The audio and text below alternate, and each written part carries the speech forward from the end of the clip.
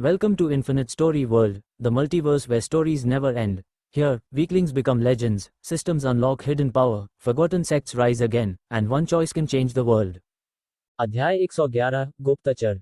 चूंकि गुरु सूरज ने बोल दिया है, अब हम क्या करें जबकि युवराज ने स्थान बदल दिया है। इन कुछ दिनों में हमारी सारी योजनाएं बर्बाद हो गईं। एक बुजुर्ग आदमी, जो चौकोर स्कार्फ पहने हुए था, ने पूछा। गुरु हेमंत बिल्कुल ठीक कह रहे हैं। अब हम क्या करें? आपको बताना होगा, किसी और ने कहा। सूरज यादव हंसते हुए बोला, किशनपुर युवराज के दूत ने अभी कहा कि सैर अब शाम नदी के पास कमल कुंड के पास होगी। हर साल किशनपुर शहर के कई लोग वहां दृश्य देखने जाते हैं। वहां एक छोटा सा झुरमुट भी है। आज रात हम अपने आदमियों को वहां छिपाएंगे, जैसे ही कल युवराज पहुंचे। सुनकर लगता है कि शहर के बाहर हमारी संभावनाएं ज्यादा हैं। आखिरकार इन दिनों में हम अपने निजी सैनिकों को शहर में ज्यादा नहीं ला पाए हैं, किसी ने कहा। सही कहा, शहर के बाहर मैं सूरज परिवार के सारे निजी सैनिक बुला सकता हूं, और आप सबके भेजे हुए लोगों को मिलाकर हमारे पास 1000 से ज्यादा आदमी होंगे। तब किशनपुर युवराज भाग नहीं सकेंगे, सूरज यादव ठंडी हंसी के साथ बोला। लेकिन अगर यह किशनपुर युवराज का जाल हो तो? किसी ने चिंतित होकर पूछा। मैंने पहले ही लोगों को किशनपुर सैन्य शिविर पर नजर रखने भेज दिया है। अगर कोई असामान्य हलचल हुई तो हम यहीं रुक जाएंगे। अब आप सब संतुष्ट हैं? सूरज यादव ने कहा। सबने सिर हिलाया और चले गए। शहर के बाहर अन्य शक्तिशाली परिवार उनके समाचार का इंतजार कर रहे थे। योजनाएं बदलने के कारण उन्हें फिर से शुरू करना था। सूरज यादव और बाकी लोग चले गए, तभी एक परछाई घर के पीछे से निकल कर आई। उसने उनकी दिशा में देखा और सीधे प्रांतीय अधीक्षक दरबार की ओर चल पड़ा। योजक चिन्ह, योजक चिन्ह, योजक चिन्ह। सूरज यादव। किशनपुर युवराज की हवेली में युवराज सिंह ने ये समाचार पाते ही गहरी भौहें सिकोड़ लीं। युवराज, सूरज यादव हमेशा सही मौके का इंतजार करने में माहिर है। लगता है पिछली बार उसने इसलिए कार्रवाई नहीं की क्योंकि उसे पता था कि सफलता नहीं मिलेगी। इस बार वह युवराज को असावधान पकड़ना चाहता है, पंडित पंकज ने कहा। पंडित पंकज और लखन दोनों किशनपुर युवराज की हवेली पहुंच चुके थे। मैंने सोचा था वह डर गया है। अब लगता है कि पुरानी आदतें जाती नहीं, युवराज सिंह ने आह भरी। पंडित पंकज बोले, युवराज, सूरज और चौहान परिवार पीढ़ियों से विवाह संबंध में बंधे हैं। ये रिश्ता सूरज परिवार को बाकी परिवारों से अलग बनाता है। इस साजिश में जो परिवार शामिल हैं, उनमें से कई किसी न किसी तरह चौहान परिवार से जुड़े हुए हैं। मंत्री पंकज, युवराज, इन बातों को अभी छोड़िए। हमें ये चर्चा करनी होगी कि कल की स्थिति को कैसे संभालना है। गुप्त रक्षक दल के पास सिर्फ 30 आदमी हैं। अगर सूरज परिवार शामिल हुआ तो मामला उलझ जाएगा, लखन ने चिंता से कहा। पंडित पंकज ने युवराज की ओर देखा। लेकिन किशनपुर सेना को बुलाना उन्हें तुरंत सतर्क कर देगा। मुझे लगता है ये शक्तिशाली परिवार अभी किशनपुर सेना पर कड़ी नजर रख रहे हैं। हाँ, ये सचमुच समस्या है, युवराज सिंह ने सिर दुखता हुआ महसूस करते हुए कहा। किशनपुर सेना के बिना दावत में जाना मौत के मुंह में जाने जैसा था। कुछ देर सोचने के बाद पंडित पंकज अचानक बोले, रुकिए, मेरे पास एक विचार है। कहिए, मंत्री पंकज, युवराज बोले। पंडित पंकज ने समझाया, युवराज, आज आयुध विभाग को नई बनी उपकरणों की एक खेप किशनपुर सैन्य शिविर भेजनी है। क्यों न इसे ध्यान भटकाने के रूप में उपयोग करें। हम उपकरण ले जाने वाले दासों को शिविर में भेजें और फिर किशनपुर सैनिक दासों का वेश धारण कर शिविर से बाहर निकलें। इस तरह हम सैनिकों को चुपचाप बाहर ले जा सकते हैं। युवराज तुरंत समझ गए। आपका मतलब है कि उपकरण दास अंदर ले जाएं और सैनिक दास बनकर बाहर निकलें, इस तरह गुप्त रूप से सैनिकों को बाहर निकाल दिया जाए। बिल्कुल, और उपकरण भी क्रेट्स में पैक हैं, उन्हें भी बाहर ला सकते हैं, पंडित पंकज ने कहा। लखन ने तालियां बजाईं। कमाल, लेकिन इसके लिए कितने सैनिक चाहिए? ज्यादा नहीं, 500 पर्याप्त होंगे, युवराज सिंह ने आत्मविश्वास से कहा। उपकरण ढोने वाले दास कई चक्कर लगाएंगे, इसलिए ये योजना संभव थी। तीनों ने योजना तय की और लखन ने आयुध विभाग में आदमी भेजकर तैयारी करवाई। उसी दिन 500 किशनपुर सैनिक चुपचाप सैन्य शिविर से शहर में दाखिल हुए। उस शाम लक्ष्य भी किशनपुर युवराज की हवेली पहुंचा। ये नीच लोग, इस बार मैं इनके सिर जरूर उड़ाऊंगा, लक्ष्य ने शक्तिशाली परिवारों की साजिश सुनकर गुस्से में कहा। पंडित पंकज बोले, लक्ष्य कप्तान, युवराज की सुरक्षा आपके हाथ में है। अगर युवराज को कुछ हुआ तो हमें प्राणदंड लेना पड़ेगा। लक्ष्य गंभीरता से बोला, युवराज की रक्षा के लिए मैं अपनी जान भी दे दूंगा। मुझे तो इन शक्तिशाली परिवारों से पहले ही नफरत है। 3 साल पहले अगर इनकी स्वार्थी हरकतें न होती, सैनिक भेजने में देर न हुई होती, तो किशनपुर सेना को इतने सैनिक न खोने पड़ते। अब जब युवराज इनके सिर काटना चाहते हैं तो मैं पीछे नहीं हटूंगा। पंडित पंकज ने सिर हिलाया। चारों अगले दिन की योजना की बारीकियां तय कर रहे थे। बाहर निकलते समय लखन ने देखा कि एक नौकर जल्दी जल्दी कहीं जा रहा है। लेकिन फिर भी वह पंडित पंकज और बाकी लोगों के साथ युवराज की हवेली से बाहर चला गया। योजक चिन्ह, योजक चिन्ह, योजक चिन्ह। रात उतर आई, दिन की हलचल गायब हो गई, शहर में सन्नाटा पसरा था।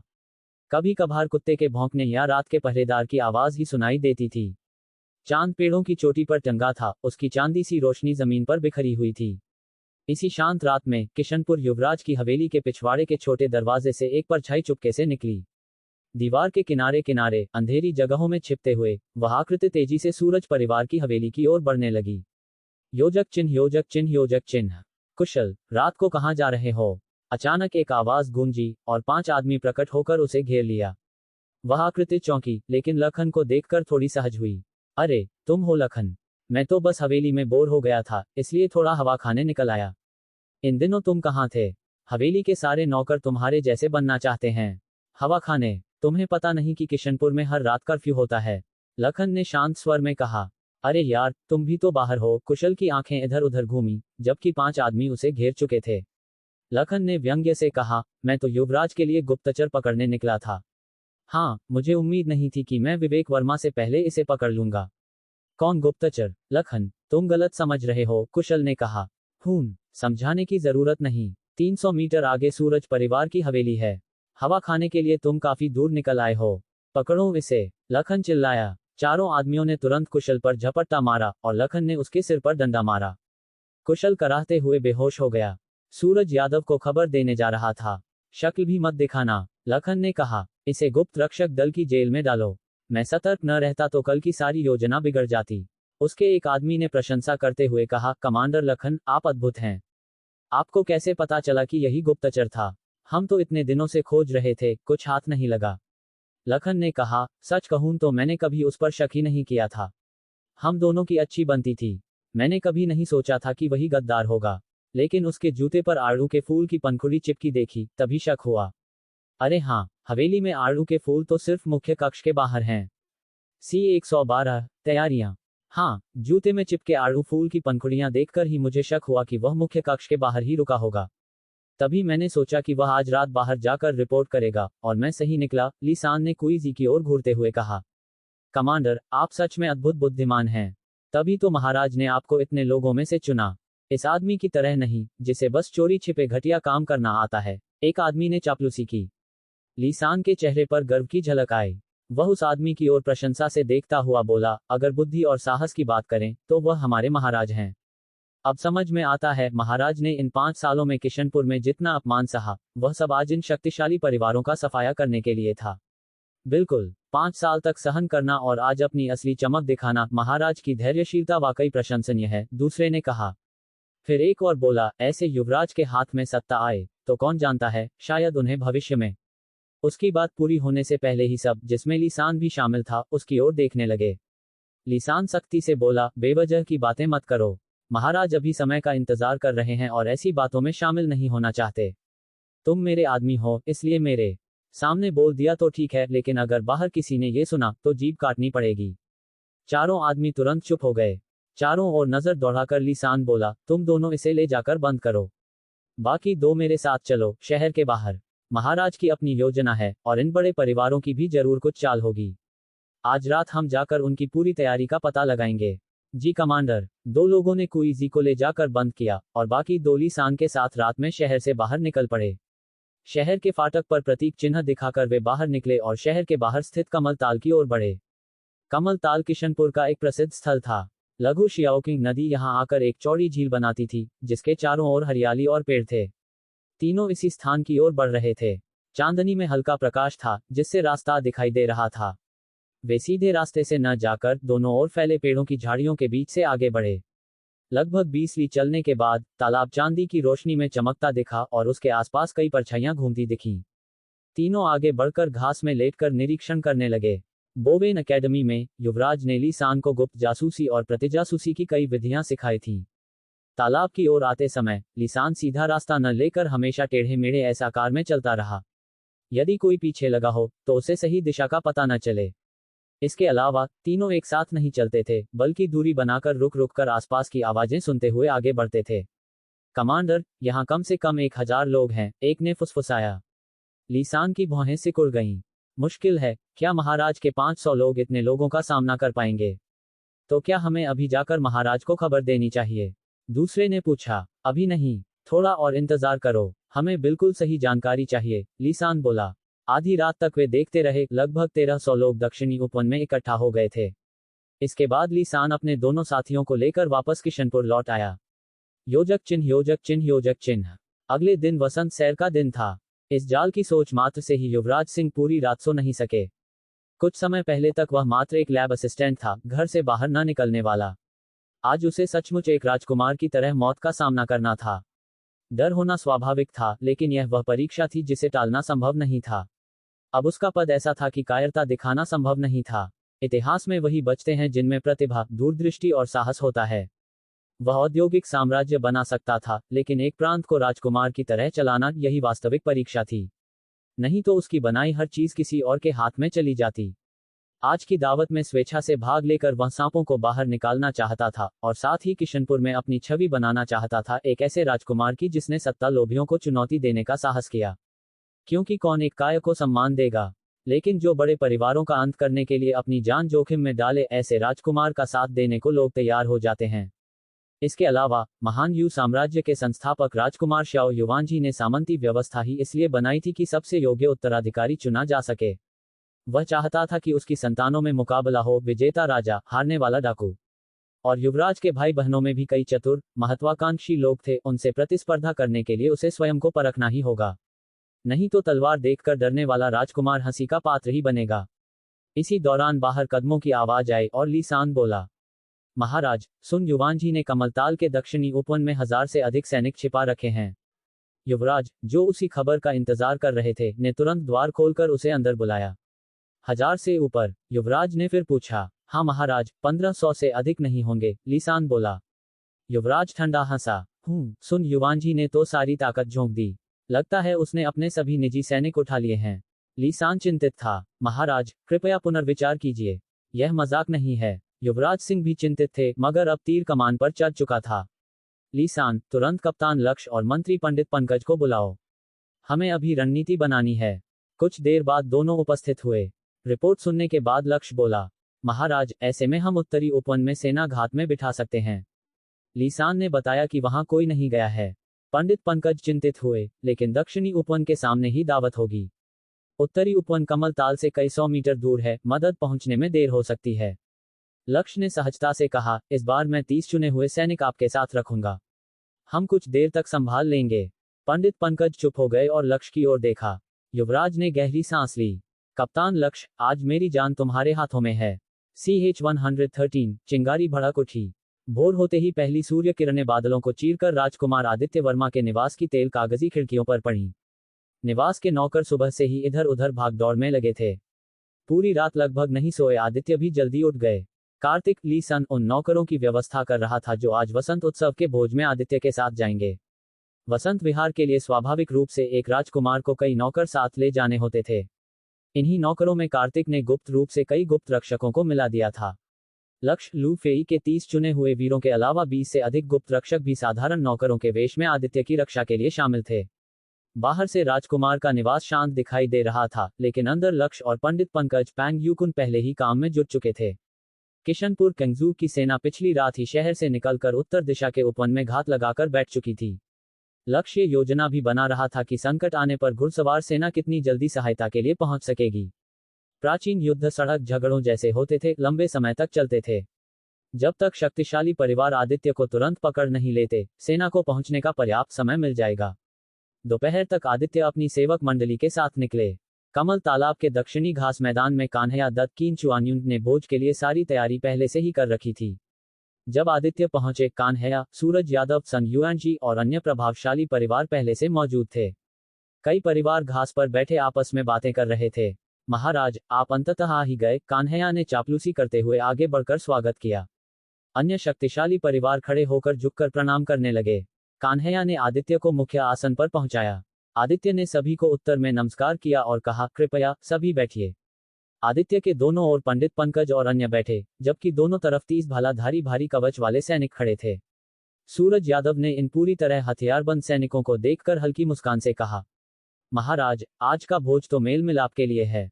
हम तो अपनी निजी सेनाएं भी भंग करने को तैयार हैं। इतने सैनिक लाने से माहौल बिगड़ जाता है। आदित्य के बोलने से पहले ही लक्ष्य ने उत्तर दिया। सूरज साहब, आप बेवजह चिंता कर रहे हैं। आप भी यात्रा करते समय अपने निजी सैनिक साथ रखते हैं। हमारे महाराज शाही रक्त वाले होते हुए भी केवल 30 सैनिक साथ लाए, ये तो अत्यधिक विनम्रता है। कैप्टन लक्ष्य की बात बिल्कुल सही है, कान्हैया दत्त ने समर्थन किया। शाही परिवार में जब राजकुमारी भी निकली थी तो उनके साथ 1000 से अधिक सैनिक थे। इसमें आपत्ति वाली कौन सी बात है? आप अधिक सोच रहे हैं। सूरज यादव के चेहरे पर घमंड झलक रहा था। उसके अनुसार जब आदित्य यहाँ आए ही हैं तो फंस चुके हैं, इसलिए वह इतना रूखा बोलने की हिम्मत कर रहा था। उसे किसी तरह का झुकना जरूरी नहीं लग रहा था। उसके पास अपनी पूरी योजना थी। सूरज और वांग परिवार पीढ़ियों से जमे हुए रिश्तेदार थे।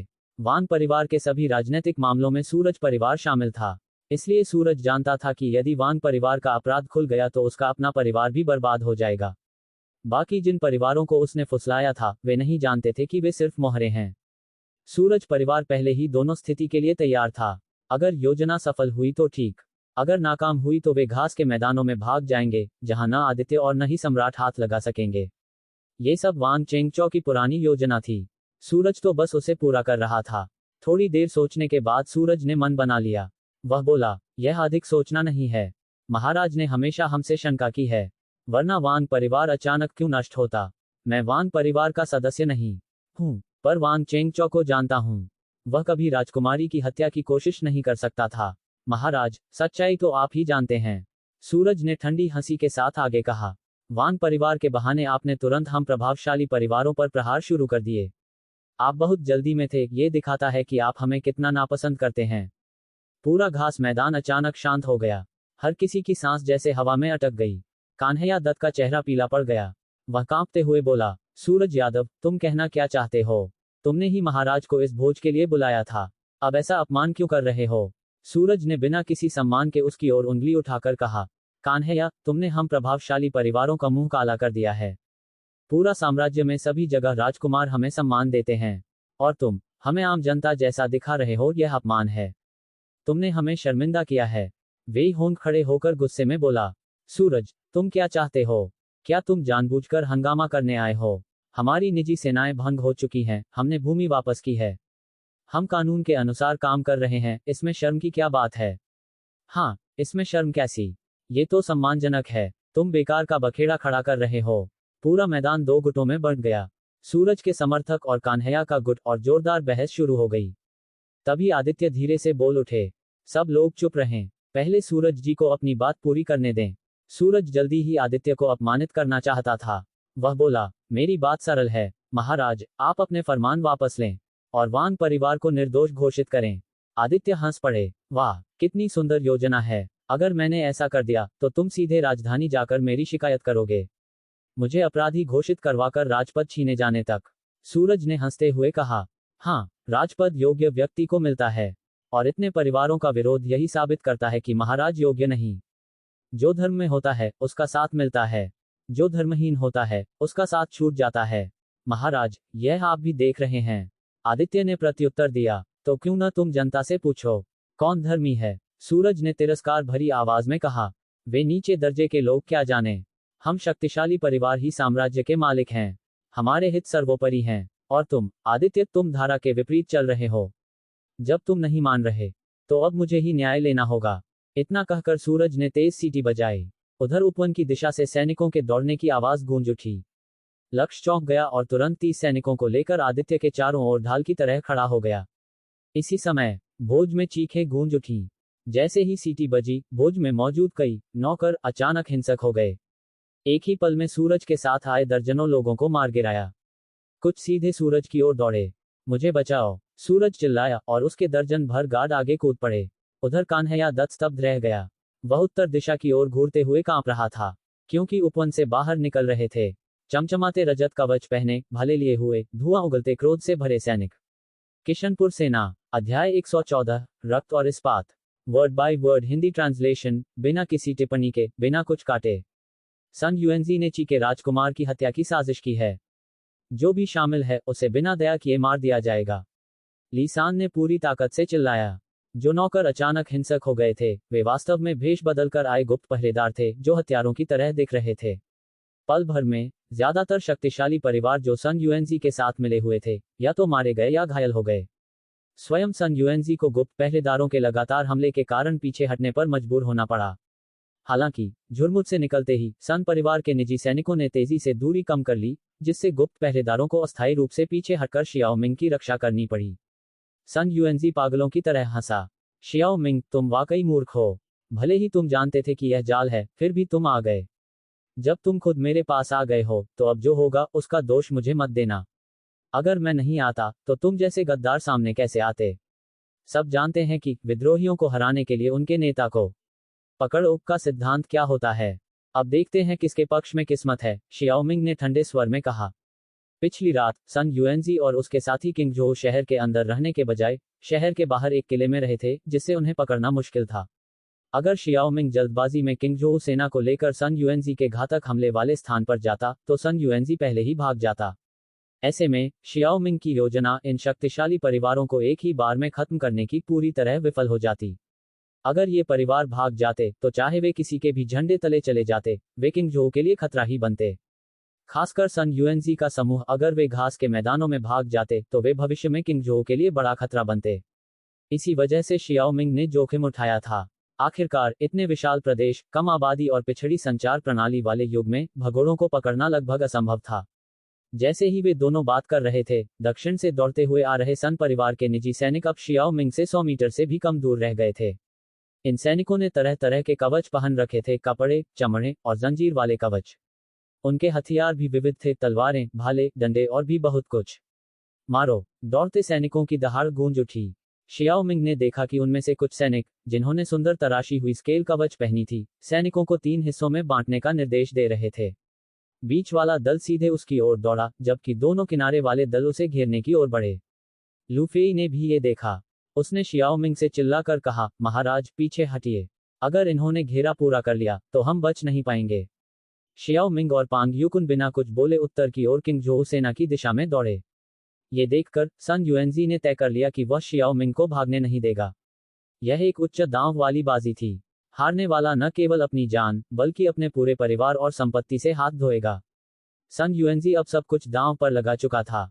ये करो या मरो था। आक्रमण! सन युएनजी ने एक तेज लंबी तलवार उठाए और दूसरे शक्तिशाली परिवारों को चिल्लाकर आदेश दिया। अन्य शक्तिशाली परिवारों ने अपनी तलवारें निकाली और अपने नौकरों के साथ मिलकर लू फेई और उसके लोगों पर हमला कर दिया। उनके चेहरे गुस्से से विकृत थे, जैसे प्रतिशोधी आत्माएं हों। महाराज, हमारी चिंता मत कीजिए। आप और मंत्री पांग आगे बढ़िए। लू फेई चिल्लाया, जिसे तुरंत ही सन युएनजी और उसके लोगों ने घेर लिया था। पांग युकुन ने शियाओ मिंग को पकड़ा। महाराज, अभी भावुक होने की गुंजाइश नहीं है, वरना हम कैप्टन लू का ही बोझ बन जाएंगे। हजारों हथियारबंद सैनिकों का उसकी ओर दौड़ना, ये दृश्य शियाओ मिंग ने केवल फिल्मों में देखा था। अब उसे समझ आया कि फिल्मों में नायक कैसे हजारों सैनिकों के सामने खड़े होने का साहस जुटाते हैं। सैनिकों का वह भीषण दबाव बेहद डरावना था, भले ही वे सिर्फ शक्तिशाली परिवारों के अनियमित निजी सैनिक ही क्यों न हों। सिर हिलाते हुए शियाओ मिंग तेजी से किंगजोउ सेना की ओर भागा। वहीं लू फेई और उसके लोगों ने एक पंक्ति बनाकर सन युएनजी और उसकी सेना का रास्ता रोक दिया। शियाओ मिंग को किंगजोउ सेना की ओर भागता देख सन युएनजी का चेहरा अचानक बदल गया। धनुर्धारी, तीर चलाओ! वह चिल्लाया। जैसे ही उसने कहा, 20 से अधिक धनुर्धारियों ने अपनी धनुष खींची और शियाओ मिंग पर तीर बरसाए। लू फेई ने यह देखकर जोरदार दहाड़ लगाए। उसकी तलवार घातक सटीकता से चली। वास्तविक युद्ध का अनुभवी होने के कारण उसकी हर वार प्रभावी और बिना किसी बेकार हरकत के था। सन परिवार के नौकर उसके सामने टिक नहीं पाए। कुछ ही क्षणों में कई गिर पड़े। सन युएनजी अपने नौकरों के पीछे छिपकर मौका तलाश रहा था। जैसे ही लू फेई ने एक नौकर की छाती में तलवार घोंपी, सन युएनजी ने मौका देखकर लू फेई की छाती पर वार किया। ठन! एक भारी धातु की आवाज गूंजी और लू फेई के कवच पर एक गहरी खरोंच दिखाई दी। लू फेई ने अपनी तलवार खींच ली और नौकर की छाती से खून की बौछार निकली, जो उसके कवच पर बिखर गई। हवा में खून की गंध भर गई थी। लू फेई ने क्रूर मुस्कान के साथ कहा, सन साहब, ये कवच महाराज ने खास मेरे लिए बनवाया है। काफी मजबूत है ना? सन युएनजी ने दांत भींच लिए। भले ही लू फेई और उसके लोग सिर्फ 30 थे, लेकिन वे लोहे की दीवार की तरह खड़े होकर रास्ता रोके हुए थे। ये लोग किंगजोउ सेना के श्रेष्ठ योद्धा थे, जिनकी कीमत 10 साधारण सैनिकों के बराबर थी। उनका पूरा शरीर कवच से ढका था, जिसे तलवारें और भाले आसानी से नहीं भेद सकते थे। करीबी लड़ाई में सन यूएनजी के लोगों ने उनकी कमजोरियों पर वार करने की कोशिश की, लेकिन कोई असर नहीं हुआ। इस बीच सन यूएनजी के लगभग सभी नौकर मारे जा चुके थे या घायल थे। सन यूएनजी ने अब 10 मीटर दूर पहुंच चुकी अपनी निजी सेना को देखा और ठंडी हंसी हंसा। देखते हैं तुम कितनी देर खड़े रह पाओगे। ये कहकर वह तेजी से पीछे हट गया। अब 1000 निजी सैनिक उन पर टूट पड़े थे, जिनका नेतृत्व एक भारी शरीर वाला आदमी कर रहा था, जिसके हाथों में 2 बड़े हथौड़े थे। लू फेई का दिल बैठ गया। शियाओ मिंग ने पहले ही उसे चेतावनी दी थी कि प्लेट कवच कुंद हथियारों के सामने कमजोर होता है। उस आदमी के दोनों हथौड़े तलवारों और भालों से कहीं ज्यादा घातक थे। शियाओ मिंग की ओर देखते हुए, जो अब आधी दूरी पार कर चुका था, लू फेई ने एक युद्धनाद किया और आगे बढ़ा। वह अभी पीछे नहीं हट सकता था। सूएसेस तीरों की आवाज शियाओ मिंग के कानों के पास से गुजरी। उसे अपनी पीठ पर जोरदार चोट महसूस हुई, जिसने लगभग उसे गिरा दिया। देखे बिना ही उसे पता था कि उसे तीर लगा है। यहां आने से पहले उसने खास तौर पर आगे और पीछे धातु प्लेटों वाला मोटा ब्रेस्ट प्लेट पहना था। अतिरिक्त सुरक्षा के लिए उसने मोटा वाला चुना था।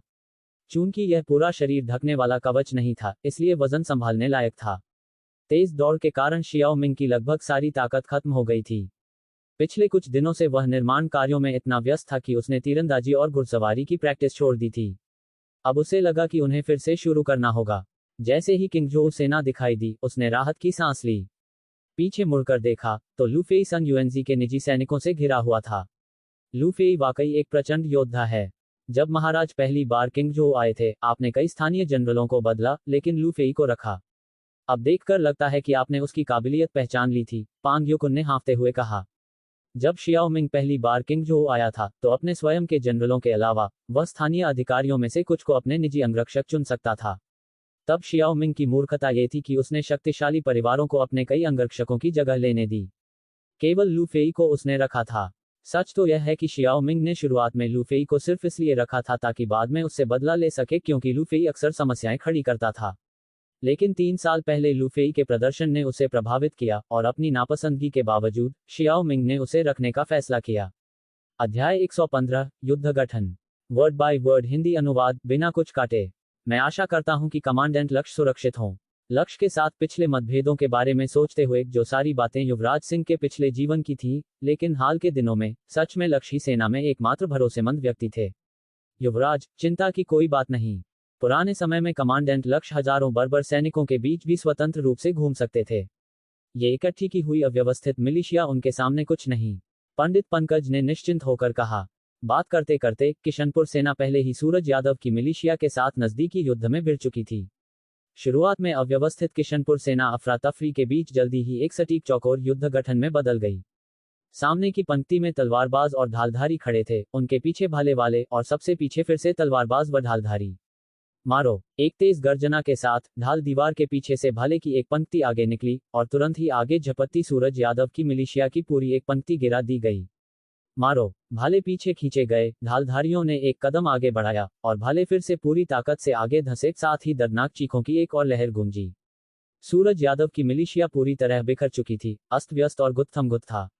उन्होंने कभी भी सख्त युद्ध गठन के साथ प्रशिक्षण नहीं लिया था, अधिकतर बस तलवार, भाले, डंडे का अभ्यास भर किया था। व्यक्तिगत कौशल में वे किशनपुर सैनिकों से कम नहीं थे, लेकिन इतनी कसी हुई युद्ध रचना के सामने उनके पास तोड़ने का कोई तरीका नहीं था।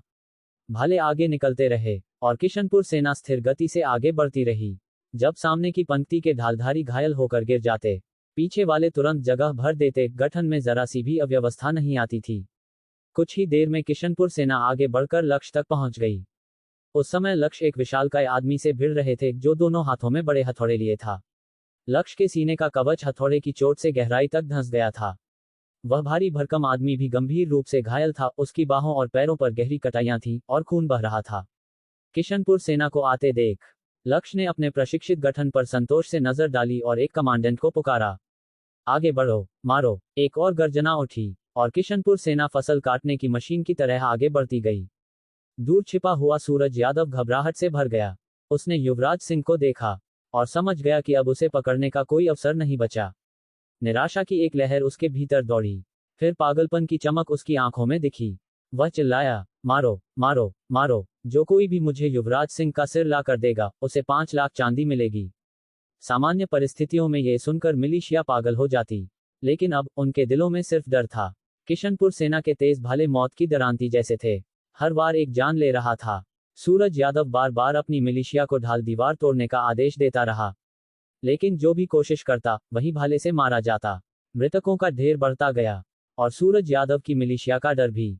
भागो, हम नहीं जीत सकते, मैं नहीं मरना चाहता। उद्धरण चिन्ह। लगातार हानि सहते हुए सूरज यादव की मिलिशिया पूरी तरह ढहने लगी। जो लोग बहादुरी से लड़ रहे थे वे पीछे हटने लगे, कुछ तो सीधा भाग निकले। ये देखकर सूरज यादव दहाड़ा, कोई पीछे नहीं हटेगा, जो पीछे हटेगा उसे मार दिया जाएगा, कहकर उसने एक भागते नौकर को मार डाला। लेकिन भगोड़ों की संख्या और बढ़ने लगी। जैसे समुद्र की लहरें पीछे हटती हैं, वह जितनों को मारता उससे 2 गुना लोग भाग जाते। इतने सारे भगोड़ों को देखकर सूरज यादव का चेहरा सफेद पड़ गया। वह असफल हो चुका था। एक बार मिलिशिया बिखर गई, ये घात पूरी तरह विफल हो जाएगी। थोड़ी हिचकिचाहट के बाद वह कुछ वफादारों को लेकर भगोड़ों की भीड़ में छिपकर भाग गया। आगे की पंक्ति में खड़े कुछ सैनिकों ने उसे भागते देखा और चिल्लाए। सूरज यादव भाग गया। तुरंत ही मिलिशिया की लड़ने की इच्छा पूरी तरह खत्म हो गई। वे तो सिर्फ आदेश पालन कर रहे थे, उन्हें तो ये भी नहीं पता था कि वे किसे मारने आए थे। अब किशनपुर सेना को देखकर वे सब समझ गए थे। सूरज यादव के भागते ही लड़ाई जारी रखने का कोई कारण नहीं बचा। ज्यादातर ने हथियार फेंक दिए और आत्मसमर्पण कर दिया। बाकी इधर उधर जान बचाकर भाग गए। युद्धभूमि पर 500 से अधिक शव बिखरे पड़े थे। सुंदर कमल ताल रक्त से लाल हो चुका था और लोहे जैसी तीखी खून की गंध हवा में भरी थी, उल्टी जैसा एहसास उत्पन्न करती। ये सब देखकर युवराज सिंह ने लक्ष्य से कहा, कुछ भी हो हमें सूरज यादव को पकड़ना ही होगा, वे नहीं बचेंगे। लक्ष्य ने कहा। उसी क्षण दूर से घोड़ों की टापों की आवाज आई। 300 घुड़सवार प्रकट हुए और भागते हुए सैनिकों का रास्ता रोक लिया। वे भगोड़ों को वापस हाँक लाए। वे सभी हथियार फेंक कर समर्पण कर गए। 500 मर चुके थे, बाकी 700 से 800 ने आत्मसमर्पण कर दिया। सूरज यादव की पूरी योजना नष्ट हो चुकी थी। शीघ्र ही सभी कैदियों को एक जगह इकट्ठा किया गया, लेकिन सूरज यादव और अन्य कुलीन कहीं नहीं मिले। सूरज यादव कहाँ है? जो बताएगा उसे इनाम मिलेगा। 800 मिले सैनिक जमीन पर बैठे थे और लक्ष्य उन्हें पूछताछ कर रहे थे। युवराज सिंह और पंडित पंकज भी पास आए, लेकिन उन्हें भी सूरज यादव नहीं मिला। अजीब है, सब तो यहीं होने चाहिए थे, लक्ष्य ने दांत भींचकर कहा।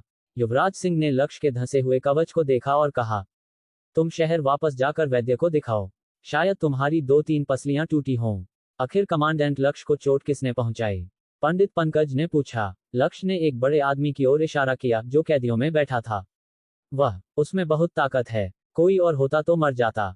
वह सच में कुछ है युवराज, क्या मैं इसे ले सकता हूँ? बाद में बात करेंगे, पहले सूरज यादव को ढूंढें, युवराज सिंह ने कहा। उन्होंने फिर भीड़ को दोबारा देखा और कहा, इन सबको एक एक करके मेरे सामने से गुजारो। लक्ष्य ने आदेश दिया और कैदी एक एक कर युवराज सिंह के सामने से गुजरे। सारे 800 गुजर गए।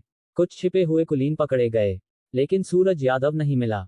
धत, लक्ष्य ने भौहें चढ़ाईं। क्या वह मर गया? युवराज सिंह और पंडित पंकज शवों के ढेर की ओर देखने लगे और युवराज सिंह ने पूछा, इन लाशों का क्या करें? आमतौर पर मजदूरों को बुलाकर दफनाया जाता है, पंडित पंकज ने कहा। फिर तुरंत समझते हुए बोले, हर लाश की जांच करो। किशनपुर सेना तुरंत शवों की जांच करने लगी और जल्द ही वे एक आदमी को लेकर आए। वह सूरज यादव ही था।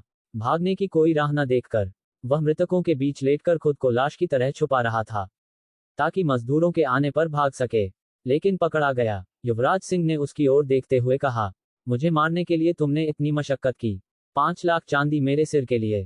कहते हैं कि सूरज यादव कंजूस है, सच लगता है? सूरज यादव ने थूक निगलते हुए कहा, जो करना है करो, मैं चाहता हूं कि पूरा महायू साम्राज्य देखे कि तुम कुलीनों के साथ कैसा व्यवहार करते हो। तुम्हारा साम्राज्य को मजबूत बनाने का दिखावा सब सिंहासन के लिए है, फिर देखते हैं कौन सा कुलीन परिवार तुम्हारा साथ देगा। अध्याय 116 निपटारा। एक हल्की गर्माहट लिए हुए बसंती हवा गुजरी, जिससे पत्तियां धीरे से सरसराईं। अगर सामने का दृश्य न होता तो यह एक सुंदर वसंत दृश्य होता। मुझे कुलीनों का समर्थन नहीं चाहिए और न ही महान यू साम्राज्य को। हजारों वर्षों से कुलीनों द्वारा लिखी गई इतिहास पुस्तक अब इस धरती के असंख्य आम लोगों द्वारा लिखी जानी चाहिए। युवराज सिंह की जोशीली आवाज गूंजी। उनकी आंखों में सूरज यादव ने उपहास देखा, वही तिरस्कार जो वे हमेशा आम लोगों के लिए रखते थे। तुम्हारी हिम्मत कैसे? सूरज यादव विश्वास नहीं कर पा रहे थे कि युवराज सिंह कुलीनों के साथ ऐसा व्यवहार करेंगे। प्राचीन काल से स्थानीय कुलीन हमेशा राजा दरबारों के प्रिय हुआ करते थे, लेकिन ये किशनपुर का राजकुमार एकदम उल्टा कर रहा था। इसी कारण वांग चेंगचो ने भी नहीं सोचा था कि युवराज सिंह वांग परिवार को इतनी दृढ़ता से समाप्त कर देंगे, जो अंततः उसकी मृत्यु का कारण बना। पंडित पंकज और लक्ष्य ने युवराज सिंह की ओर प्रशंसा भरी नजरों से देखा। इसी सोच के कारण वे उनके लिए मरने को भी तैयार थे। वरना अगर वे भी बाकी सामंतों की तरह कुलीनों पर निर्भर होते, तो उनमें और उनमें क्या अंतर रहता। समाज के सबसे निचले स्तर पर जीवन बिताकर उन्होंने स्वयं देखा था कि कुलीन आम लोगों पर कितना अत्याचार करते हैं और वे कुछ नहीं कर पाते थे। अब वे आखिरकार खुलकर हंस सकते थे। बहुत सी बातें हैं जो मैं करने की हिम्मत रखता हूं, लेकिन अफसोस तुम्हारा सूरज परिवार उन्हें कभी देख नहीं पाएगा, युवराज सिंह ने कहा। वे लक्ष्य से बोले, सभी विद्रोह में शामिल कुलीनों को जेल ले जाओ, उन्हें कल पूर्व बाजार में फांसी दी जाएगी। लक्ष्य ने ऊंची आवाज में उत्तर दिया और किशनपुर सेना को लेकर कैदियों और सूरज यादव को ले गए। पंडित पंकज ने पूछा, महाराज, इन कुलीनों के परिवारों का क्या किया जाए? पहले कही अपनी ही बात बहुत दयालु होने को याद करते हुए युवराज सिंह ने कहा, कानून के अनुसार कार्यवाही करो, इसे बाकी बचे कुलीनों के लिए चेतावनी बनने दो। महाराज बुद्धिमान हैं, यह अधिकारी तुरंत संभालता हूं, पंडित पंकज ने उत्तर दिया। कानून के अनुसार इन कुलीनों के परिवारों को दंडित किया जाएगा, परिवारों का निष्पादन, संपत्ति की जब्ती। कुछ के सिर काटे जाएंगे, कुछ को सेना में भेजा जाएगा और कुछ को निर्वासित किया जाएगा। अगर इन विद्रोही कुलीनों को हल्की सजा मिलती, तो बाकी कुलीनों के मन में और विद्रोही विचार पनपते। जब अपराध की कीमत कम होती है, इंसान जोखिम उठाता है, ये सदियों से नहीं बदला। महाराज, इस मामले से हमारा कोई संबंध नहीं, हमें बिल्कुल पता नहीं था कि सूरज यादव के मन में ऐसे विचार हैं। किन चुवानयुन आगे आए, डर से कांपते हुए। उनके बाल बिखरे थे, कपड़े फटे हुए, और भागने की कोशिश में वे गिर गए थे, जिससे वे बेहद दयनीय दिख रहे थे। महाराज, कृपया सत्य जांच करें। बाकी कुलीन भी घुटनों पर गिर गए, डर से कांपते हुए। वे सचमुच भयभीत थे। ये पहली बार था कि किशनपुर सेना ने हत्या की थी और जमीन पर पड़े शव उनके लिए चेतावनी थे। राजघराने की गरिमा अपमानित नहीं की जा सकती। उठो, मैं जानता हूं कि तुम मेरे आदेशों का ईमानदारी से समर्थन करते हो। मैं सही गलत स्पष्ट पहचान सकता हूं। युवराज सिंह ने उन्हें खड़े होने का संकेत दिया। किन चुवानयुन रो पड़े, महाराज, अब से हम बिना किसी शंका के आपका अनुसरण करेंगे, वरना स्वर पृथ्वी हमें दंड दें। युवराज सिंह हंस दिए। किन चुवानयुन पूरी तरह डर चुके थे। पहले जब ये कुलीन युवराज सिंह से मिलते थे, उन्हें अधिकतम डांट मिलती थी, परंतु आज की स्थिति बिल्कुल अलग थी और वे स्वाभाविक रूप से भयभीत थे, क्योंकि अब सामने जो व्यक्ति खड़ा था वह सोया हुआ बिल्ली नहीं, बल्कि एक नरभक्षी बाघ था। युवराज सिंह के लिए वे कुलीन जो आदेशों का पालन करते थे, अभी उपयोगी थे। इन कुलीनों के दांत निकालने के बाद आधुनिक भाषा में वे स्थानीय निजी व्यापारी जैसे थे। 6 प्रांतों के आर्थिक विकास के लिए उनके व्यवसायों से सहयोग आवश्यक था। उन्होंने किन चुवानयुन को उठाकर कंधे पर हाथ रखा। पिछले कुछ दिनों से तुम्हारे प्रयास मैंने देखे हैं और मैं संतुष्ट हूं।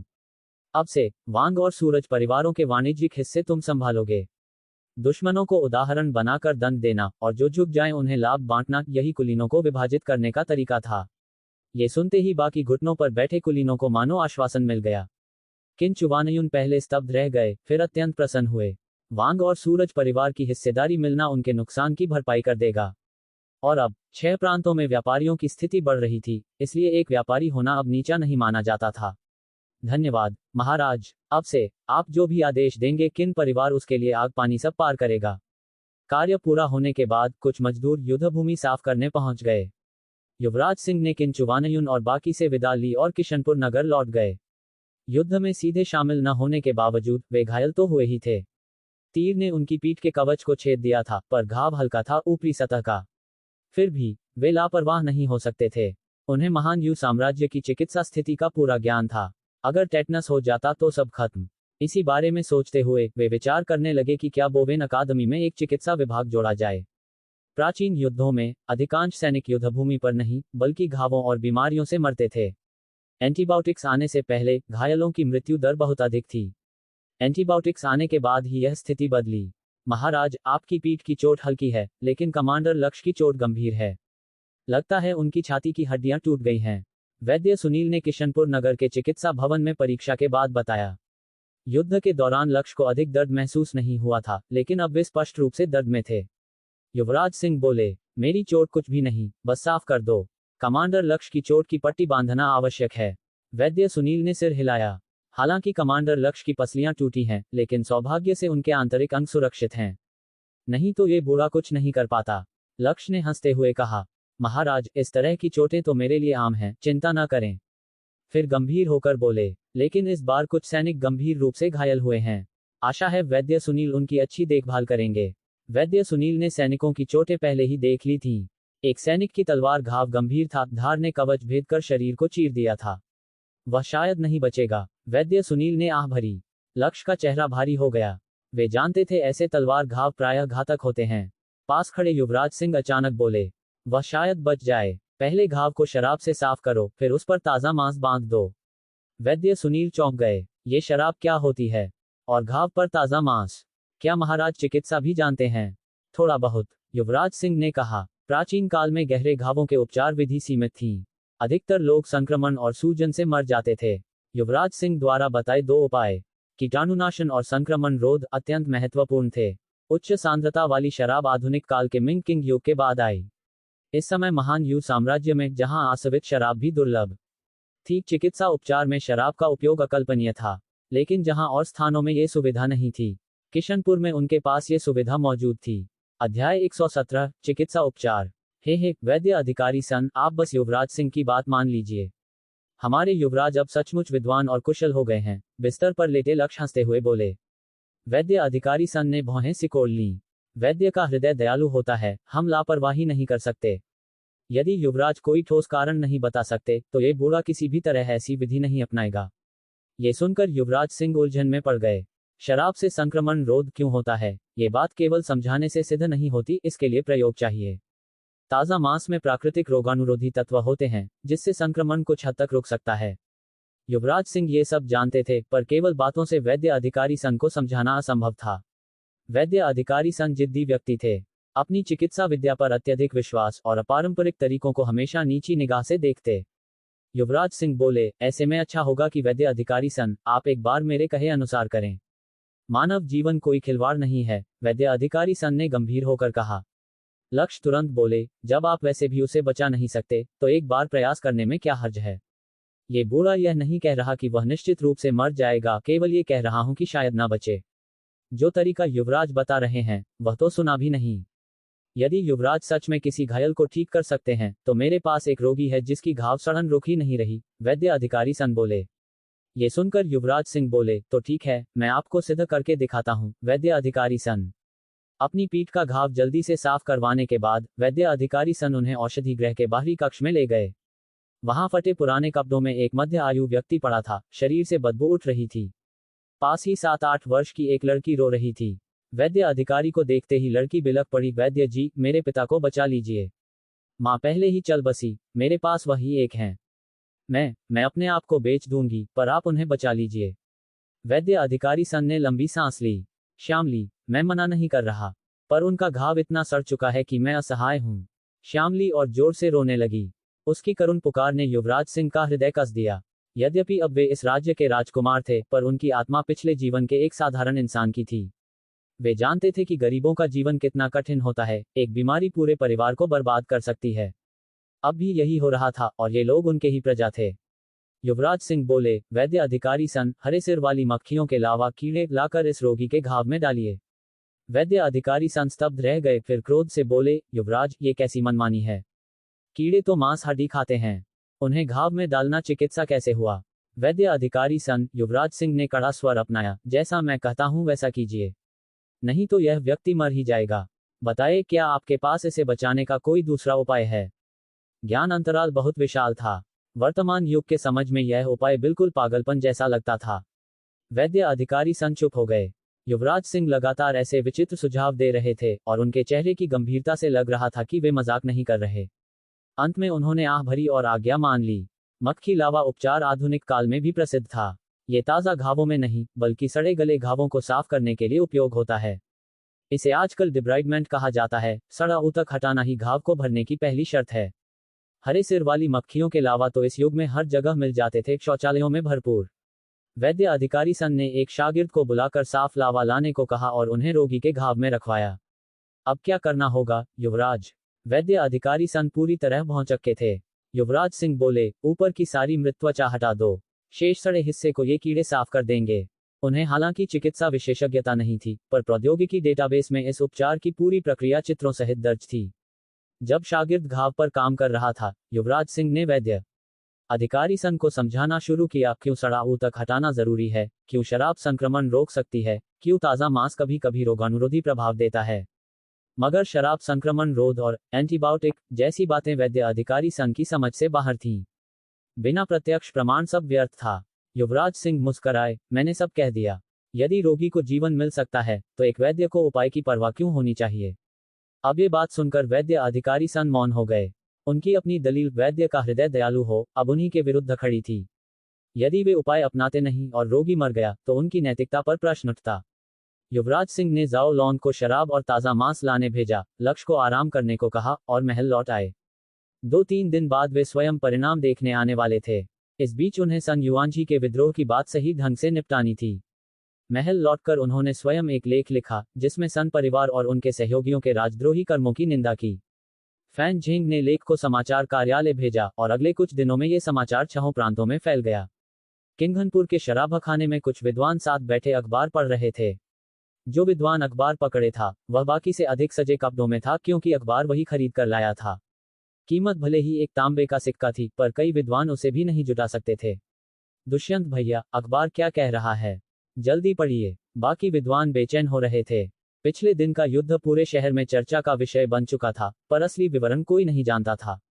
अखबार में कहानी छपते ही सबके कान खड़े हो गए। दुष्यंत ने अखबार मोड़ा और राजमहल की दिशा में हाथ जोड़कर बोले, कौन सोच सकता था कि हमारे युवराज स्वयं जान जोखिम में डालकर सन परिवार जैसे गद्दारों को नष्ट करेंगे।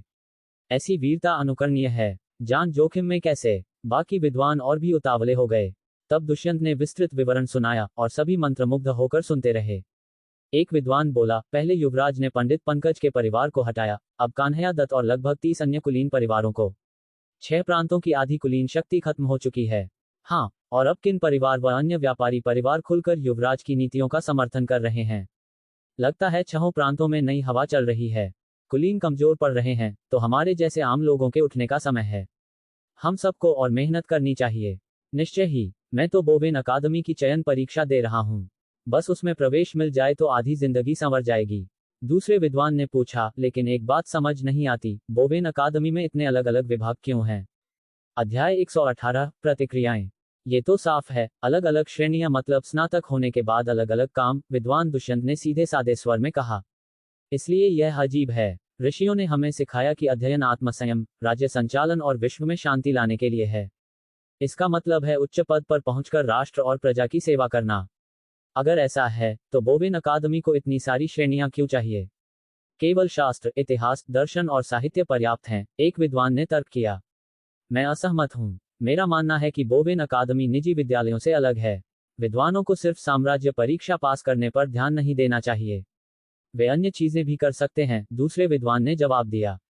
भाई सू, क्या आप कह रहे हैं कि अब आप साम्राज्य परीक्षा नहीं देंगे?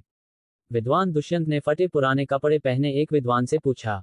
विद्वान सू ने सिर हिलाया। मैं हर साल परीक्षा देता हूं और हर साल फेल होता हूं।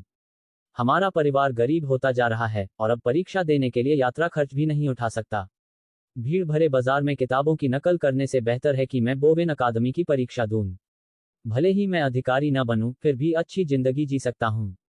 भाई सू, ये सही दृष्टिकोण नहीं है। कहते हैं ना, धन भ्रष्ट नहीं कर सकता, गरीबी बहका नहीं सकती। अगर आप साम्राज्य परीक्षा नहीं देंगे तब भी आप बोवेन अकादमी में राजनीतिक इतिहास श्रेणी के लिए आवेदन कर सकते हैं। किशनपुर की सरकार में सेवा करना अच्छा मार्ग होगा। भाई झांग, ऐसा नहीं है कि मैं नहीं चाहता, पर राजनीतिक इतिहास श्रेणी के उम्मीदवारों की संख्या देखिए, लगभग 10,000 लोग एक लकड़ी के पुल पर चल रहे हों। मैं पहले ही 20 के दशक में हूं, अब और समय गंवाना सही नहीं। विद्वान सू ने गहरी सांस ली। माहौल थोड़ा असहज हो गया। विद्वान दुष्यंत ने कहा, हम भटक गए। हम सन परिवार के विद्रोह की चर्चा कर रहे थे और अब बोवेन अकादमी पर आ गए। सभी ने कड़वी हंसी हंसी। सन परिवार और अन्य कुलीन घरानों के पतन के कारण ही वे बोवेन अकादमी पर ध्यान दे रहे थे। कुलीनों के जाने के बाद 6 प्रांतों में कई खाली पद होंगे। अब अधिकारी बनने का सही समय था। विद्वानों की प्रतिक्रियाओं के विपरीत, जब अखबार के रिपोर्टर ने ये समाचार झू परिवार के गांव के ग्रामीणों को सुनाया, तो खुशी के जयकारों के साथ लगातार युवराज सिंह जिंदाबाद की आवाजें उठीं। किशनपुर के युवराज की लोकप्रियता लोगों के दिलों में फिर से गहरी हो गई। वह एक ऐसा सामंत था जो किसी कुलीन परिवार से नहीं डरता और आम लोगों के लिए काम करता। अब ये सामंत उनके दिलों में हीरो की तरह खड़ा था। और कौन इतनी हिम्मत करेगा कि खतरनाक बोझ में जाए, केवल कुलीनों द्वारा किए गए नुकसान को मिटाने के लिए। और भी अधिक ग्रामीण ये सोच रहे थे कि आगे क्या होगा। अखबार के अनुसार इन कुलीन घरानों की संपत्ति जब्त कर ली जाएगी, और जिनके खेत और जमीन कुलीनों ने ले लिए थे, वे स्थानीय सरकार में शिकायत कर सकते हैं। सत्यापन के बाद जमीन उन्हें लौटाई जाएगी। ये समाचार ग्रामीणों को और उत्साहित कर गया। पहले से ही कई को वांग परिवार के मामले के बाद उर्वर भूमि मिली थी। वास्तविक लाभ ने उन्हें विश्वास दिलाया कि यह कोई झूठ नहीं। युवराज सिंह ने अपने वादों का पालन किया। खुशी मनाने के बाद उन्होंने ध्यान से सुना और गणना की कि कुलीनों ने उनसे कितनी जमीन छीनी थी। नई उपजाऊ भूमि सहित अब कई परिवारों के पास 100 एकड़ से अधिक भूमि थी। पिताजी, अगर हमें सारी जमीन वापस मिल जाए तो क्या हम इसे सभी उगा पाएंगे? झू बुलियू ने पिता से पूछा। झूदा ने कहा, तुम्हारा तीसरा भाई सही कह रहा है। उत्पादन दल में इतनी जमीन के साथ जब तक हम और हल जोते ना खरीद लें, हम सब उगा नहीं पाएंगे। आइए देखें इस फसल के बाद। उत्पादन दल ने कहा कि अगर फसल अच्छी हुई तो हम कुछ अनाज बेचकर हल जोते खरीदेंगे। पहले हम ये सोचते थे कि खेती के लिए जमीन कम है, अब चिंता यह है कि बहुत ज्यादा है। झू बुलियू के पिता ने जोर से हंसते हुए कहा। झू बुलियू की मां ने पति की ओर तीखी नजर डाली। अब खुश हो रहे हो, पर पीठ टूटने पर शिकायत मत करना। फिर भी मैं खुश रहूंगा, झू बुलियू अचानक बोला। मुझे अभी शादी करनी भी है। पूरा परिवार हंस पड़ा। थ्रेसिंग मैदान में झू परिवार के ग्रामीण समूहों में इकट्ठा थे, आंखों में बेहतर भविष्य के सपने। किसानों के लिए जमीन जीवन है। अब जब युवराज सिंह ने उन्हें जमीन दी तो उन्होंने उन्हें सब कुछ दे दिया। जैसे ही झू परिवार हंसते खिलखिलाते थे, चुप बैठे झू सांसी ने अचानक कहा, पिताजी, माताजी, मैं सेना में जाना चाहता हूँ। तुम क्या बकवास कर रहे हो? हमारे पास खुद खेती के लिए लोग नहीं हैं और तुम सेना में जाना चाहते हो। झू बुलियू के पिता ने गुस्से में लगभग उन्हें लात मारने वाले थे। जब किशनपुर सेना ने सन परिवार की मिलिशिया को घेरे रखा था, झू सांसी लकड़ी बेचने शहर गया हुआ था। युद्ध देखकर वह डर नहीं पाया, बल्कि किशनपुर सैनिकों के भव्य कवच देखकर वह मंत्रमुग्ध हो गया। घर लौटकर वह लगातार किशनपुर सेना के बारे में सोचता रहा और खुद भी ऐसी प्रभावशाली कवच पहनने की लालसा होने लगी। लड़ाई के मैदान में उन सैनिकों में से एक बनने का सपना। पिताजी, अगर किशनपुर सेना ने कुलीनों की मिलिशिया को घेरा नहीं तो क्या हमें अपनी जमीन वापस मिल सकती थी? सीधे कहूं, अगर फिर से बारबरी हमला करें तो इतनी जमीन का क्या फायदा अगर हम उसे नहीं बचा सकते? झू सांसी ने तर्क किया। झू सांसी के पिता मौन हो गए और आसपास के ग्रामीण भी उनकी बात सुनकर चुप हो गए। तभी उन्हें एहसास हुआ कि अब जो कुछ भी उनके पास है वह युवराज सिंह ने खून और बलिदान देकर हासिल किया है। युवराज सिंह अपने प्रजा के लिए जीवन जोखिम में डालने को तैयार हैं। क्या उन्हें भी युवराज और अपनी जमीन की रक्षा करनी नहीं चाहिए? सांसी, क्या तुमने सोचा है, यदि तुम युवराज की सेना में जाओगे तो युद्धभूमि में डरपोक नहीं बन सकते? झू सांसी के पिता गंभीरता से बोले। झू सांसी उत्साहित था। पिताजी, आप सहमत हैं? ये बच्चा सामान्यतः शांत रहता है, लेकिन आज जो बोला उसका कोई जवाब नहीं। तुम सही हो। यदि कोई सेना में नहीं जाएगा तो युवराज बारबरी से कैसे लड़ेगा? मैं भी सेना में जाऊंगा, पास की एक परिवार से आवाज आई। मैं भी। उद्धरण चिन्ह। जल्द ही थ्रेसिंग मैदान में युवा पुरुषों की आवाजों से गूंज उठी, जो भर्ती होने के इच्छुक थे। बीच में अखबार पढ़ रहा रिपोर्टर रुक गया। उसने चुपचाप आज देखा गया सब कुछ नोट किया। अचानक उसे याद आया कि उसने वर्षों पहले अपने शिक्षक से एक सवाल किया था, जनता की इच्छा क्या है? उसके शिक्षक ने जवाब दिया था, जनता की इच्छा भोजन है। जनता की इच्छा सैनिकों की अनंत आपूर्ति है। जनता की इच्छा मजदूर हैं जो अनाज को युद्धभूमि तक पहुंचाते हैं। जनता की इच्छा खो जाएगी तो राष्ट्र के पास सैनिक नहीं होंगे, एक भी हार नहीं सह सकते। जनता की इच्छा के साथ सौहार के बाद भी अनंत सैनिक अंततः युद्ध जीतेंगे। ठीक यही दृश्य आज उसके सामने था। रिपोर्टर के रूप में जितने अधिक स्थानों पर वह गया उतना अधिक उसने देखा।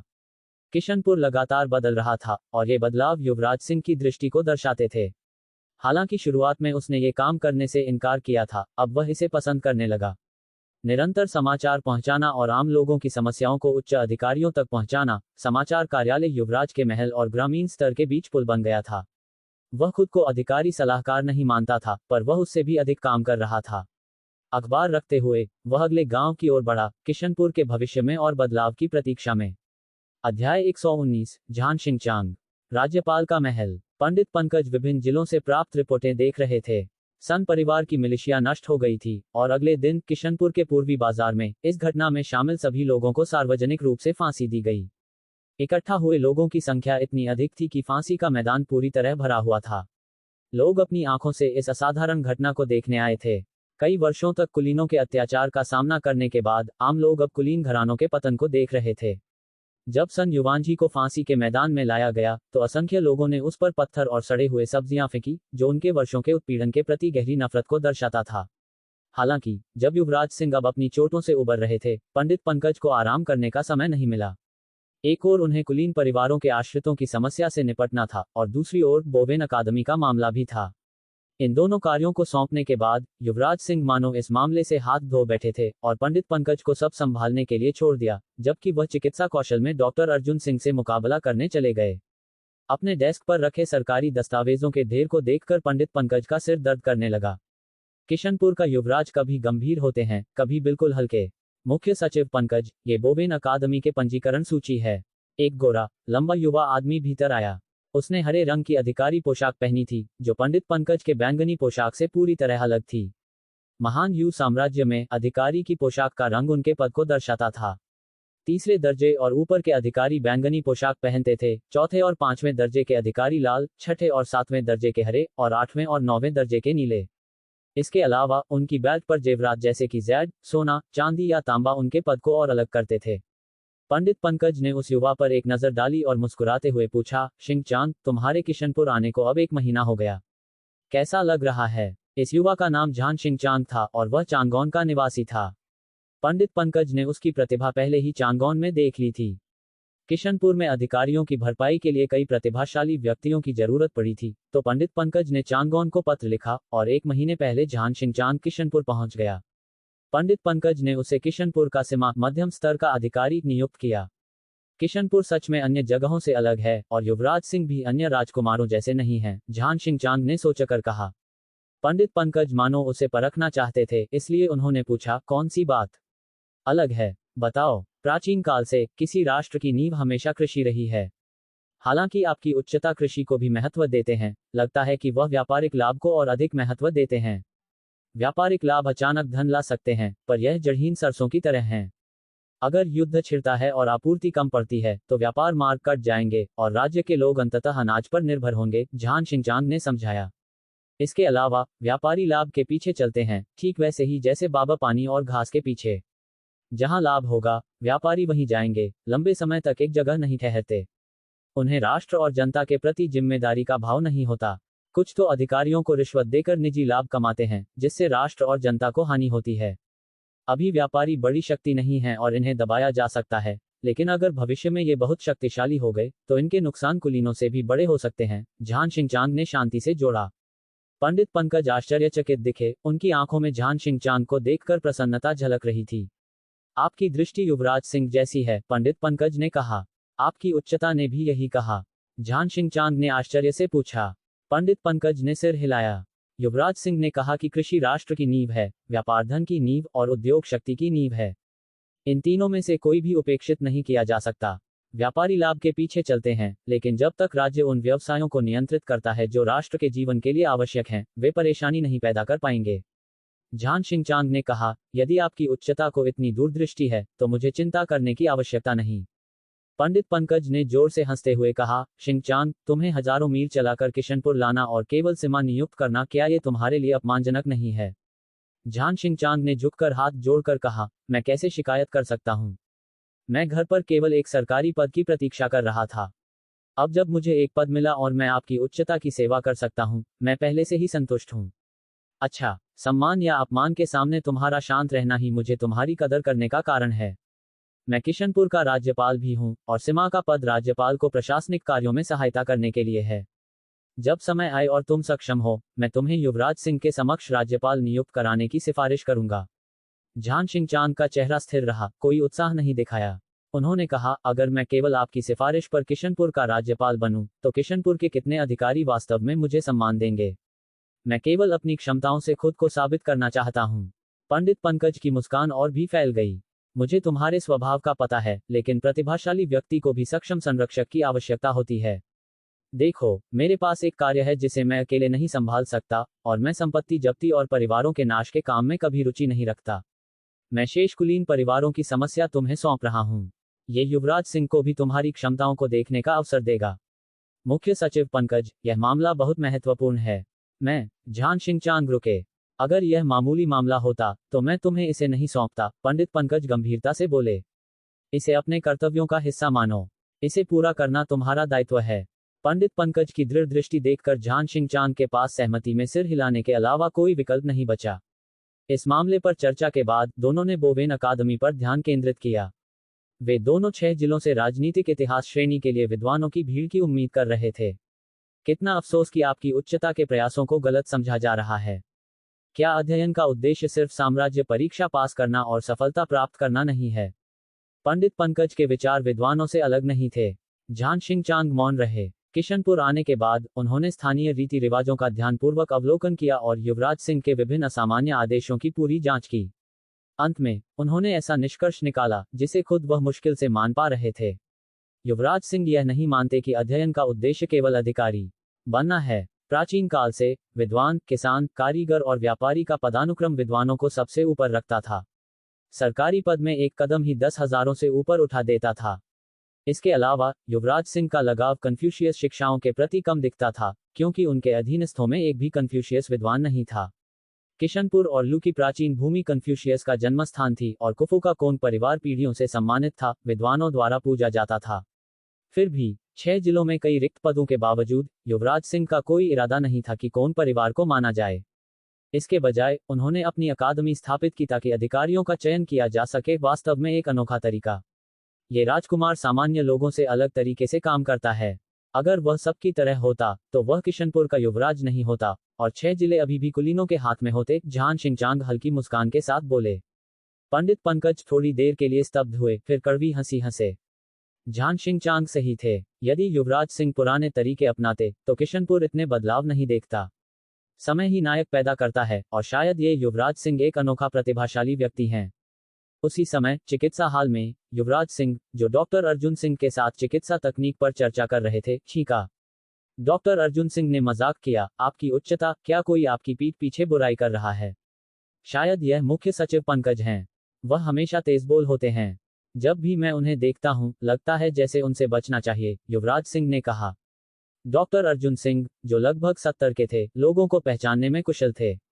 उन्होंने कहा, मुख्य सचिव पंकज जल्दबाज हो सकते हैं, लेकिन शहर के आम लोग उनकी छवि अच्छी मानते हैं। हालांकि किशनपुर सरकार कार्यालय में नया सिमा भी काफी सक्षम लगता है।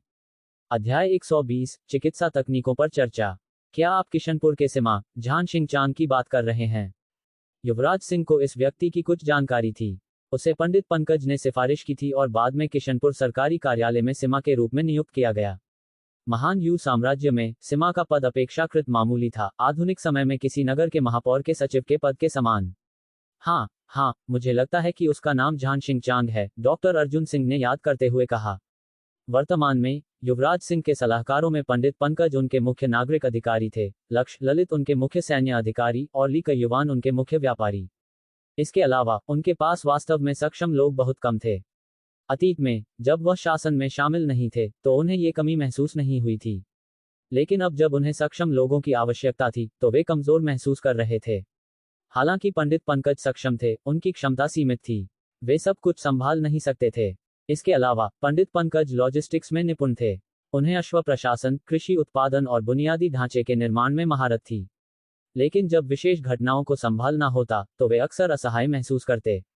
असल में पंडित पंकज किसी शियाओ हे जैसे व्यक्ति के समान थे, प्रशासनिक मामलों में बहुत निपुण, लेकिन रणनीतिक सलाहकार के रूप में अनुकूल नहीं। सरल शब्दों में पंडित पंकज कुछ कठोर थे और राजनीतिक चालाकी में निपुण नहीं थे। लगभग हर योजना जो कुलीन परिवारों के खिलाफ बनाई गई, उसे केवल युवराज सिंह ने तैयार किया था। पंडित पंकज की सहायता बहुत कम थी। तो इसमें विशेष क्या है? युवराज सिंह ने पूछा। उसके पास कई विचार हैं, डॉक्टर अर्जुन सिंह ने कैजुअली कहा, क्योंकि उन्हें इस सिमा के बारे में गहरी छाप नहीं थी। बस ये कि मेरे पास इलाज कराने आने वाले आम लोग अक्सर इस सिमा का जिक्र करते हैं। वे कहते हैं कि कुछ दिन पहले सिमा झान ने एक जाल बिछाकर डाकुओं के एक समूह को पकड़ लिया, जिससे स्थानीय लोग चकित रह गए। सच में? युवराज सिंह ने रुचि दिखाई। डॉक्टर अर्जुन सिंह ने जारी रखा, वास्तव में लोग इसे किसी चमत्कार की तरह बताते हैं। उन्होंने कहा कि सिमा झान ने कुछ खाली नगर की रणनीति का इस्तेमाल किया और 100 से अधिक डाकू गांव में प्रवेश करने की हिम्मत नहीं कर सके। उस समय केवल सिमा झान और कुछ पुलिसकर्मी ही गांव में थे। युवराज सिंह स्थानीय कुलीन परिवारों से निपटने में व्यस्त थे और किशनपुर में कई प्रशासनिक मामलों को नजरअंदाज कर चुके थे। उन्होंने इस घटना के बारे में नहीं सुना था। जहां तक बात है कि डाकू किशनपुर के बाहर क्यों आए, तो इसका कारण सरल था। ये डाकू पहले कुलीन परिवारों की मिलिशिया के सदस्य थे। जब वांग परिवार नष्ट हुआ तो उनके कुछ मिलिशिया सदस्य किशनपुर सेना में शामिल हो गए, जबकि अन्य डाकू बन गए। यह असामान्य नहीं था कि एक पूर्व मिलिशिया सदस्य डाकू नेता बन जाए। ये प्रभावशाली है। उसमें साहस है, युवराज सिंह ने प्रशंसा की, हालांकि वह थोड़े संशय में थे। हाल ही में उन्होंने पहले संदेह करना और बाद में सत्यापित करना आदत बना लिया था। उनके पद पर उन्हें हर चीज पर सवाल उठाना होता, नहीं तो बिना जाने मौत आ सकती थी। दूसरों के कहने और स्वयं देखने में फर्क होता है। झान शिंगचांग के मामले को अलग रखते हुए युवराज सिंह ने डॉक्टर अर्जुन सिंह से पूछा, सड़ते हुए घाव के लिए कीड़े का उपचार कितना प्रभावी है। पिछले 2 दिनों में डॉक्टर अर्जुन सिंह ने युवराज सिंह द्वारा सिखाए गए तरीके का उपयोग किया। मान्यता है, कीड़े ने रोगी के सड़ चुके मांस को बहुत अच्छी तरह साफ किया। अब युवराज सिंह के निर्देशों के अनुसार वह घाव को शराब से कीटाणुरहित करते, ताजे मांस से ढकते और हर 3 घंटे में पट्टी बदलते। रोगी में सुधार के संकेत दिखाई दे रहे थे। आपकी उच्चता, आपने ये असामान्य चिकित्सा तकनीकें कहां से सीखी? डॉक्टर अर्जुन सिंह ने लगभग इन्हें असामान्य विधि कहा, लेकिन जल्दी ही सुधारे। असल में युवराज सिंह भी पसीना पसीना थे। वह इस तथ्य पर दांव लगा रहे थे कि इस युग का वातावरण अपेक्षाकृत साफ था, कीड़ों पर बैक्टीरिया कम थे और कीड़े किसी शौचालय से नहीं निकाले गए थे, बल्कि सड़े अंडे में पाए गए थे।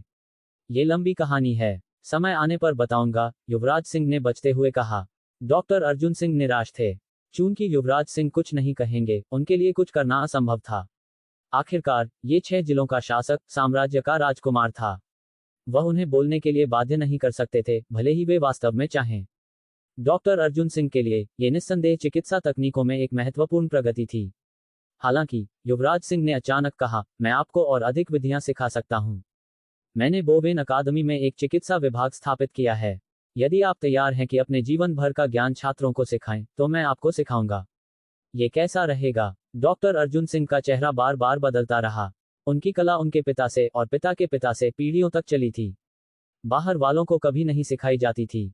यह उनका जीविका का साधन था, पीढ़ियों से। आपकी उच्चता, मुझे डर है कि यह वृद्ध आदमी इसके योग्य नहीं है, डॉक्टर अर्जुन सिंह ने विनम्रतापूर्वक अस्वीकार किया। युवराज सिंह तुरंत असंतुष्ट हो गए। पिछले कुछ दिनों में उन्होंने एक निराशाजनक सच देखा था। चाहे चिकित्सा कला हो या पाक कला, ये लोग अपने ज्ञान को बाहरी लोगों के साथ कभी साझा नहीं करते। ये हमेशा पीढ़ी दर पीढ़ी चलता था। यही कारण था कि वे पुरुष वारिस पर इतना जोर देते थे और अत्यंत पितृसत्तात्मक थे। चूंकि महिलाएं व्यापार में बहुत कम शामिल होती थीं, इसलिए कला केवल पुरुषों को सिखाई जाती थी। इसलिए ये लोग पूर्वजों की कला पर निर्भर होकर जीवन यापन करते थे, लेकिन सामाजिक संसाधनों की गंभीर कमी भी हुई। डॉक्टर अर्जुन सिंह चिकित्सा अधिकारी इसलिए बने कि उनका परिवार किशनपुर में सबसे प्रसिद्ध चिकित्सा परिवार था। कोई और नहीं था। तो मैं आपको मजबूर नहीं करूंगा, लेकिन मैं अपना चिकित्सा ज्ञान छिपाऊंगा नहीं। जो कोई भी बोवेन अकादमी में चिकित्सा सीखने आएगा, मैं उन्हें सिखाऊंगा। और मुझे विश्वास है कि एक बार वे स्नातक हो जाएं, तो आपके वंशजों से कम नहीं होंगे, युवराज सिंह ने घोषणा की। डॉक्टर अर्जुन सिंह की माथे पर पसीना छूट गया। उनके सामने का व्यक्ति उन छोटे छोटे चिकित्सा परिवारों को कैसे रोक सकता था, जो 6 जिलों के कुलीन परिवारों को आसानी से नियंत्रित कर चुका था। लेकिन यदि वे वास्तव में बोवेन अकादमी में जाकर पढ़ाएं, तो यह उनके परिवार के पूर्वजों के नियमों का उल्लंघन होगा। डॉक्टर अर्जुन सिंह उलझन में थे। डॉक्टर अर्जुन सिंह की हिचकिचाहट देखकर युवराज सिंह ने सोचा कि उनका गाजर और छड़ी का तरीका काम कर रहा है। वह केवल ब्लफ कर रहे थे। वह इंसान थे, सुपरमैन नहीं। ललित और अन्य को रसायन विज्ञान सिखाना और चेनकी और अन्य को भौतिकी पढ़ाना पहले ही उनकी ऊर्जा निकाल चुका था। वह वास्तव में अब एक चिकित्सा विभाग का नेतृत्व करने की शक्ति नहीं रखते थे। लेकिन अगर डॉक्टर अर्जुन सिंह शामिल हो जाएं, तो स्थिति अलग हो जाएगी। कम से कम वे कुछ बुनियादी चिकित्सा ज्ञान सिखा सकते थे। युवराज सिंह को केवल तकनीकी डेटाबेस से चिकित्सा ज्ञान प्रतिलिपि करना था, ताकि वे अध्ययन कर सकें। उन्होंने उम्मीद नहीं की कि किशनपुर का चिकित्सा स्तर जल्दी उच्चतम स्तर तक पहुंचे। उन्होंने बस ये चाहा कि लोग कुछ बुनियादी शल्य चिकित्सा सीख लें। आखिरकार वह नहीं चाहते थे कि उनके सैनिक मामूली चोटों से मर जाएं। जैसे ही दोनों एक दूसरे को घूर रहे थे, चिकित्सा हाल में हरे रंग का एक व्यक्ति आया। वह लता थी। वह युवराज सिंह के पास आए और कान में कुछ फुसफुसाए। युवराज सिंह का चेहरा तुरंत अजीब हो गया।